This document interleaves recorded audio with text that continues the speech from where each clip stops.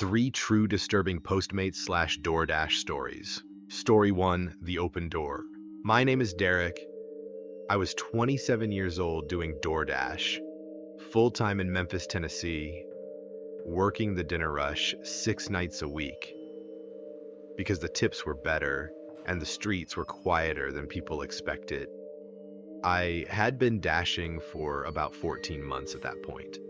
I knew the city well enough to navigate without GPS on most of the major corridors, knew which apartment complexes had broken gate codes, and which restaurants ran slow on Fridays, and which neighborhoods required me to park half a block away and walk, because the address numbering made no sense from a car. I thought I had seen most of what the job could show me. Then I took an order on a Tuesday evening in October at 9:43 p.m. and delivered it to an apartment on the second floor of a complex off Summer Avenue, and the door was open. And what I saw through that open door is the reason I now have a protocol I follow on every single delivery, regardless of how normal the situation looks. Comment below and tell me the strangest delivery experience you have ever had. And stay with me because what was inside that apartment was not something I was prepared to see. I want to give you the full context of what a Tuesday night DoorDash shift feels like, so you understand why nothing about the early part of that delivery triggered any alarm. Tuesday evenings in Memphis are steady, but not frantic. The orders are spaced enough that you can breathe between them. Thai food from Midtown Wings, from a place on Poplar Burritos, from a spot downtown that always wrapped them too tightly, and the foil was always slightly damp by the time I arrived. The rhythm of it was familiar and almost comfortable. I was 3 orders into the shift. My rating was solid. The weather was cool and dry, and I had no reason to expect anything other than another ordinary Tuesday. The order was from a Chinese restaurant I had picked up from maybe a dozen times before. 2 entrees and egg, roll a large wonton soup. The delivery address was a complex about 2 miles from the restaurant, a 2-story stucco building arranged around a central courtyard with covered walkways on the upper level. I had delivered there twice before. The gate code was still the same one from my last visit, which meant it had not been changed in at least 3 months. I took that as a sign of the kind of management that keeps things predictable, if not exactly rigorous. The order was for apartment 214, second floor, east corridor. I took the stairs at the north end of the building and walked along the covered walkway with the bag in my right hand and my phone in my left, checking the unit numbers as I went. The walkway was lit by overhead fixtures, every 20 feet warm orange light that cast shadows in the gaps between them. I could hear a television from behind one door, music from behind another. The ordinary sounds of a residential building in the early evening. I reached 214 and raised my hand to knock. The door was already open, not wide open, not hanging off its hinges, open maybe 8 inches enough to show a vertical strip of the interior. The light inside was on. I could see the edge of a kitchen counter and part of the living room floor. I knocked on the doorframe and called out that I had a DoorDash delivery for apartment 214. Standard practice when the door is open or ajar. Some people buzz you up and then leave the door cracked while they finish something in another room. It happens. No answer. I knocked again louder and called out a second time. The door shifted slightly under the second knock, opening another 2 inches from the force of my knuckles on the frame. That gave me a cleaner angle into the living room. There was a woman on the floor. She was on her side with her back partially toward the door, one arm extended outward across the carpet. She was not moving.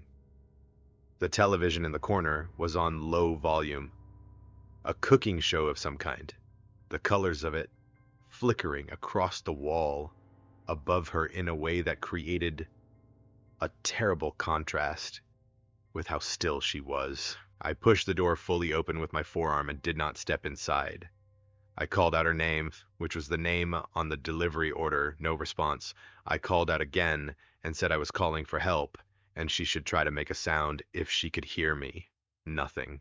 I called 911 from the walkway with the door open in front of me, keeping my eyes on her, watching for any movement. The dispatcher asked me to stay on the line and not enter the apartment. I told her the woman was on her side and appeared unconscious, that there was no visible movement, that the door had been open when I arrived. The dispatcher confirmed units were en route and asked me to continue watching and to tell her immediately if anything changed. In the 90 seconds before the first officer arrived, I watched the woman's back and waited for the rise and fall of breathing. At approximately 60 seconds into that wait, I saw it. The faintest movement across her upper back. Shallow, irregular, but present. She was breathing. Paramedics determined she had suffered a medical event consistent with a severe diabetic episode that had rendered her unconscious. She had been on the floor for an estimated 40 to 60 minutes before I arrived. Her phone was on the kitchen counter, approximately 12 feet from where she had fallen, fully charged and inaccessible. The paramedic I spoke with while giving my statement told me that another 30 minutes on that floor without intervention would have placed her in a significantly more dangerous position medically. He said it in the clinical, measured way of someone who deals with outcomes for a living, and the weight of the arithmetic in it stayed with me for a long time afterward. She had ordered food. She had placed a DoorDash order in the window of time before the episode became severe enough to drop her, possibly hoping the act of ordering would give someone a reason to come to her door. I do not know if that was deliberate. I have thought about it many times, and I genuinely do not know. But the order was placed, and I took it, and I was the person who came to her door, and she was breathing when help arrived. I now call out and wait a full 30 seconds before marking any delivery as dropped and leaving. I knock twice and announce myself clearly both times. If a door is ajar at any delivery address, I call out from the threshold before doing anything else. I have done this on every delivery since that October evening, without exception, and I have never once felt like I was being overly cautious. The food was still in the bag when the paramedics arrived. I left it inside the doorway because I did not know what else to do with it. Someone told me later that felt like the right call. I am still not sure anything about that evening had a right call. There was just what happened in the version where I had taken a different order and someone else had found her later. And I am glad I will never know how that version ended. Story 2, the same address. My name is Victor. I was 31 years old, working Postmates and DoorDash simultaneously in San Diego, California, running both apps at the same time during peak hours, the way experienced drivers do to maximize order frequency. I had been doing this for about 8 months full-time since losing a restaurant job during a slow season. I knew the apps well, knew the algorithms, knew which zip codes generated the best tip averages and which hours were worth staying out for. I had a system and it worked and I was comfortable in it. What I was not prepared for was the same address appearing in my queue 4 times in 9 days, and what I eventually understood was happening at that address. Hit that subscribe button if you are new here, and keep listening. Because the person placing those orders was trying to tell me something they could not say out loud. The first delivery to the address on Claremont Mesa Boulevard was unremarkable. An order from a sandwich place, 2 items standard delivery apartment on the first floor of a complex set back from the street. I knocked, heard movement inside, and the door opened to the length of a security chain. A woman in her early 30s looked at me through the gap. She was quiet, took the bag with one hand, said thank you in a low voice, and closed the door before I'd finished saying, "Have a good evening." I noted the chain and the low voice and the speed with which the door closed and thought nothing more of it. Some people are private, some people have social anxiety. The tip was already built into the app and it was average, and I moved on. The second delivery was 3 days later. Different restaurant dinner order, same address. I did not immediately connect it to the first delivery. I knock on dozens of doors every shift. The same woman answered. Security chain again. Same low voice, same quick, close. This time I caught a slightly better look at her face in the gap before the door shut. There was something around her left eye that the interior lighting of the apartment, dim as it was, could not entirely conceal. I sat in my car in the parking lot of that complex for about 4 minutes after that second delivery. I told myself, I could not know what I thought I had seen. Interior lighting through a 3-inch door gap at 8 in the evening is not a reliable way to assess anything. I drove to my next pickup. The third delivery was 2 days after that. This time, the order had a note attached in the delivery instructions field. The note said, "Please knock loudly, I may not hear the door." The previous 2 deliveries had no notes. I knocked loudly as instructed. The chain came on before the door opened this time, which meant she had gone to the door and deliberately engaged the chain before unlocking the main bolt. She was creating the maximum barrier the door hardware allowed before opening it, even a crack. She took the bag. She looked at me for just a moment longer than the previous 2 times, a fraction of a second, but distinct and deliberate, like someone trying to communicate in the only channel available to them. Then the door closed. I drove 2 blocks from the complex, parked at the curb, and thought about what I was actually looking at across 3 deliveries. Same address, security chain every time. Minimal sound from inside. Low voice. The thing near her eye on the second visit. The instruction to knock loudly, which was not a request for volume, but a signal. A way of ensuring the person at the door made enough noise to be audible to anyone else inside the apartment. She was telling me there was someone else in there with her. She was ordering food delivery repeatedly to create a legitimate reason for someone to come to her door. And she was using the only communication channel she safely could, the delivery app instruction field, to tell me she needed me to announce my presence loudly enough that the other person in that apartment would hear and know she was not doing anything alone. I called the San Diego police non-emergency line. I gave the address, the apartment number, the 3 delivery dates, and everything I had observed at each visit. I described what I had seen near her eye on the second delivery. The officer who took my information asked several clarifying questions and told me a welfare check would be conducted. The 4th delivery came through my app the following afternoon. Same address. Before I accepted it, I called the non-emergency line again and told them the address had just generated another order and asked about the status of the welfare check. The officer I reached confirmed a check had been conducted and that the resident had stated she was fine and that no further action had been taken at that time. I accepted the order and delivered it. When she opened the door on the chain, I said clearly and in a normal volume, "I just want you to know that if you ever need help, the number for the San Diego non-emergency line is 619-531-2000.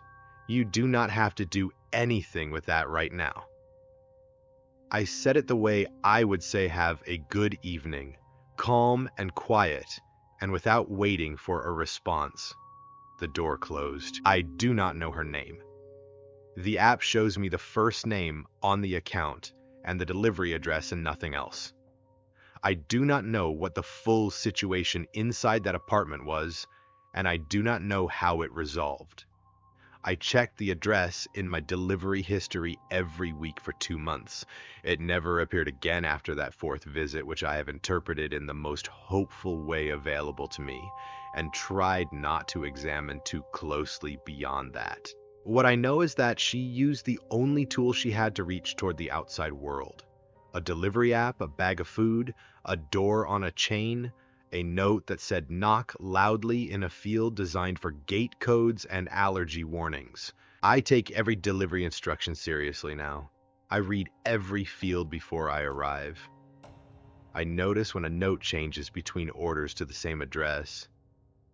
I notice how a door opens and how long it stays open, and what the light looks like inside, and what the sound of the apartment behind the person tells me about who else might be there. These are not things I was trained to notice. They are things I learned through a door on a chain in a parking lot in Claremont Mesa at 8 o'clock in the evening, watching a woman look at me through a 3-inch gap and use every second of it to say something she could not say in words. Story 3, The Wrong House. My name is James. I was 24 years old doing DoorDash in suburban Phoenix, Arizona in the East Mesa corridor, where the streets run on a grid and the houses repeat every few blocks in the particular way of sprawling desert development. Same tan stucco, same terracotta tile, same low block wall along the front. The address is the only reliable way to distinguish one property from the next after dark. I had been driving the area for 5 months, and the sameness of it had long since stopped bothering me. You memorize the landmarks that matter. You learn which cul-de-sacs loop back and which ones dead end, and you trust the GPS for the blocks you have not learned yet.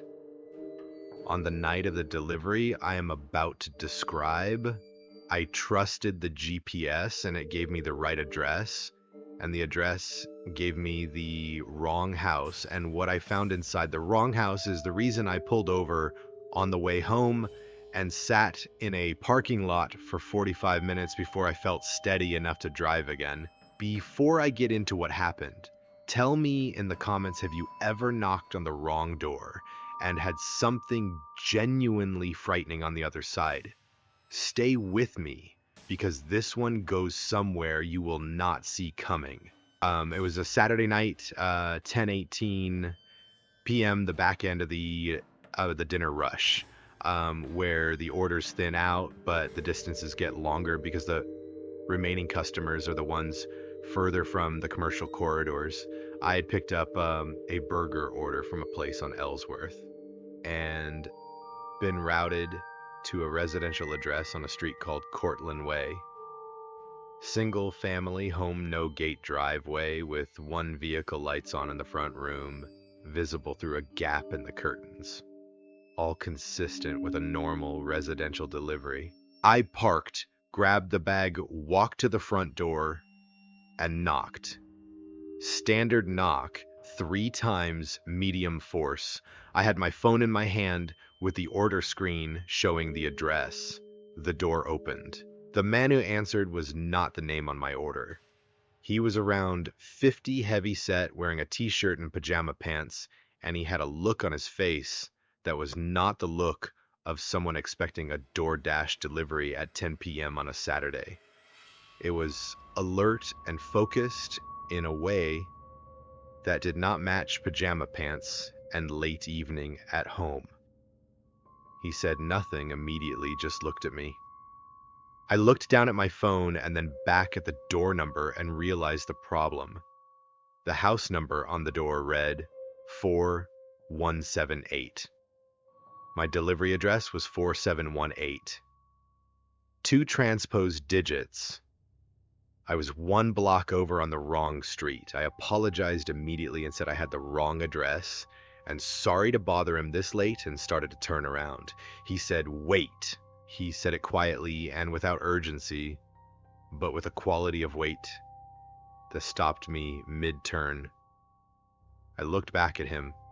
He was looking past me now, not at me, out toward the street and the driveway and the dark yard beyond the reach of the porch light. His expression had changed into something I can only describe as calculating. Someone deciding something. He looked back at me and said, "How far off was the address you were looking for?" I said about a block, that I had the street name wrong. He nodded slowly and then said, "Do you have your phone on you? Can I see the order screen?" I did not show him my phone. Something in the sequence of that exchange, the stopping me, the looking past me toward the street, the question about the address, the request to see the order screen, assembled itself into a configuration that felt wrong in a way I could not yet articulate, but did not need to articulate to act on. I said I was all set and turned and walked back to my car at a normal pace. Not running, normal. I got in, started the engine, and drove forward along Cortlandt Way until I reached the intersection with the next block. I sat at that intersection for a moment. The house was visible in my rearview mirror. The front door was still open, and the man was standing on the porch watching my car. I turned left, found the correct street, delivered the order, and then drove to a gas station 2 miles away and sat in the lit parking lot and called the Mesa Police non-emergency line. I told the dispatcher what I'd experienced, the wrong address, the open door, the questions, the watching. I told her that my primary concern was not what the man had intended toward me, but what had prompted the particular alertness I had seen in his expression when he looked out toward the street. The way someone looks when they are checking for something specific rather than casually glancing at the dark.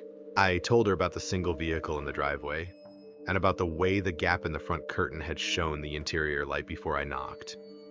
A lit room at 10 p.m. on a Saturday is ordinary. The quality of the stillness I had registered through that curtain gap was something I could not have named in the moment, but was now trying to describe as accurately as I could.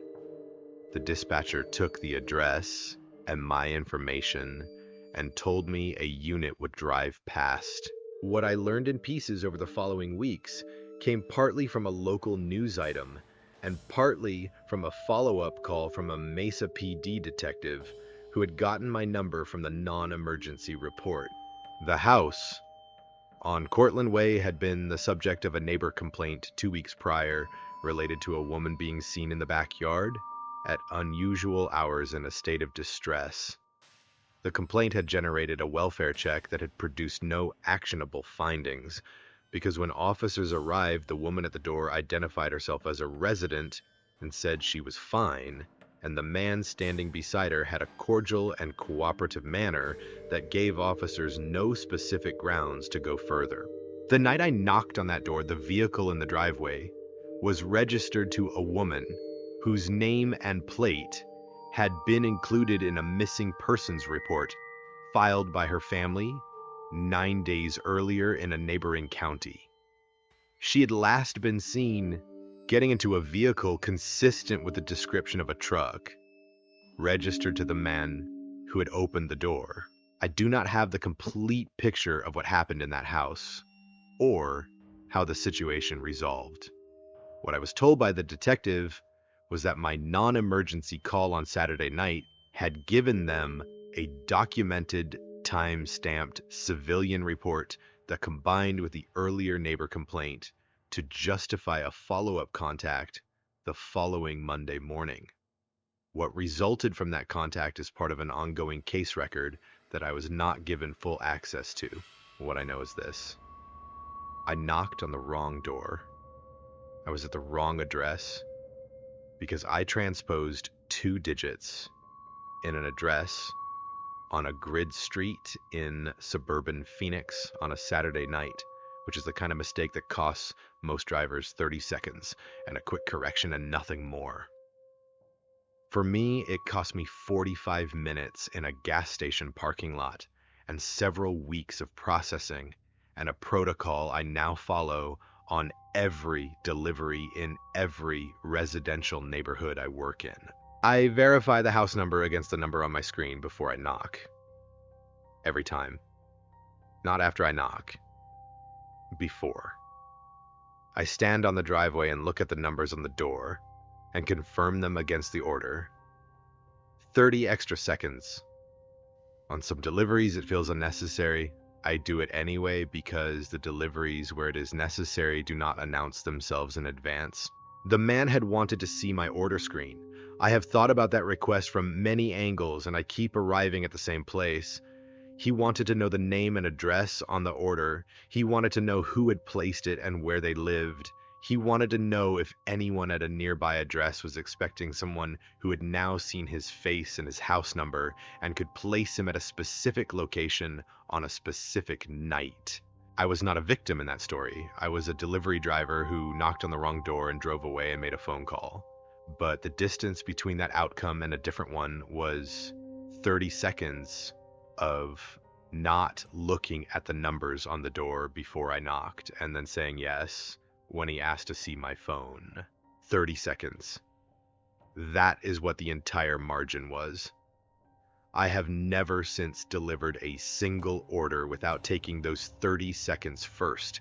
I have never since handed my phone to a stranger at a door under any circumstances. The food in the bag was still warm when I found the right house. The customer gave me a 5-star rating and a $2 tip and left a comment that said, "Fast and friendly."